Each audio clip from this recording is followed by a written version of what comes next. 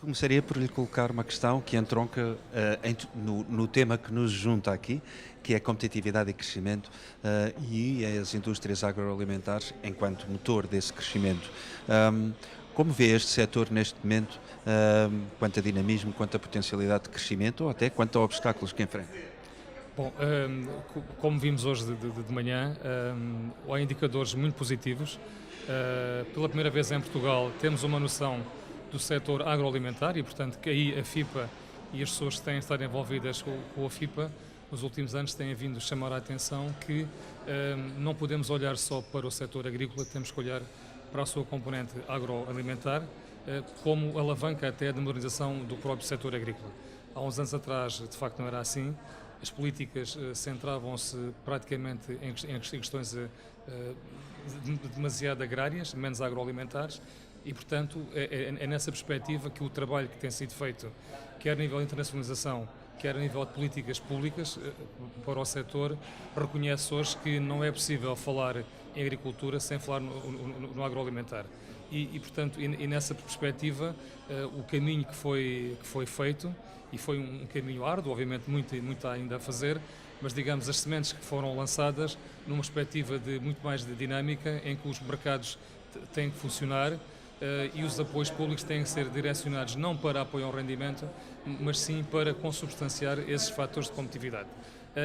Nessa perspectiva, penso que a opinião pública, do modo geral, também interiorizou, e isso uma marca que irá ficar seguramente, de que o agroalimentar é importante para desenvolver todo o tecido económico e social em Portugal. Tenho feito esta questão a vários interlocutores. Vivemos, no entanto, numa economia cada vez mais globalizada, intercomunicante, e discute-se sistematicamente, ainda há pouco tempo, num debate recente, se discutia a nossa dimensão.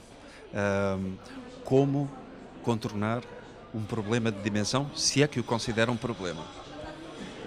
Obviamente que a dimensão, nós somos um país pequeno, temos um mercado pequeno e, obviamente, se ambicionarmos mercados de maiores dimensões, temos que produzir com essa escala.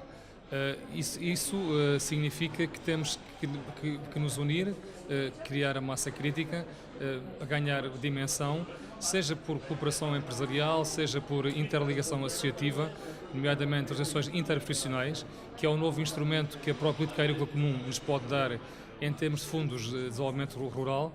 Portanto, eu penso que temos todas as condições para que, de uma forma integrada e com as sinergias necessárias entre as empresas, consigamos ser mais fortes e, portanto, ultrapassar essa nossa pequenez do mercado, porque se somos pequenos no mercado, somos seguramente grandes em termos de inovação e em termos das ambições que são necessárias para levar a marca de Portugal o mais longe possível. O enquadramento europeu, que aludiu agora, nomeadamente a política agrícola comum, tem seguramente impactos no nosso setor e em todas as mudanças que têm sido verificadas e que são cíclicas e previsíveis. Que comentário faz a este tipo? Tem seguramente. Nós vamos ter que conviver com uma nova política agrícola a partir já do próximo ano.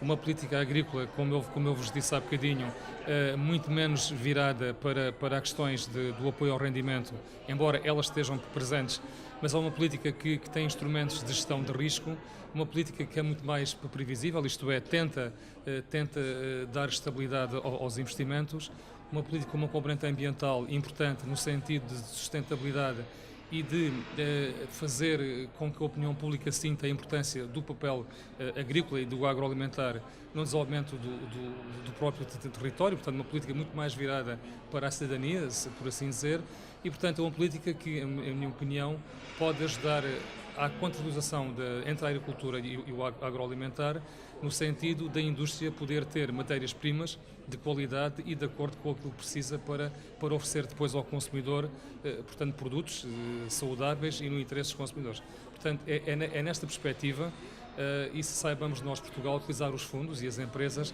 para atingir, de facto, esses objetivos que a política em si nos dá.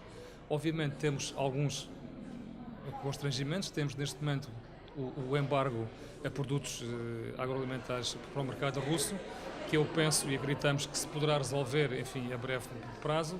E temos depois uma série de acordos internacionais que a União Europeia está a fazer com os Estados Unidos, com o Canadá, com grandes blocos a nível da globalização, em que aí, para nós, é importante garantir que esses acordos, os produtos importados, sigam exatamente as mesmas regras de bem-estar animal, de restrições ambientais, segurança alimentar, que os produzidos no espaço económico da União Europeia. Muito bem. Muito obrigado. Muito obrigado.